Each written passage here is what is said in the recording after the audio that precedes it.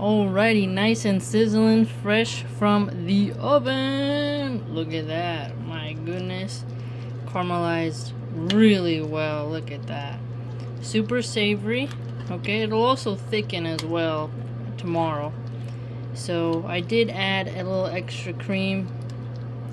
Could have used a little less because the recipe only didn't call for as much as I put, but it didn't make sense to just put a little container back in the refrigerator. And when I cook it again tomorrow, it'll condense and evaporate more.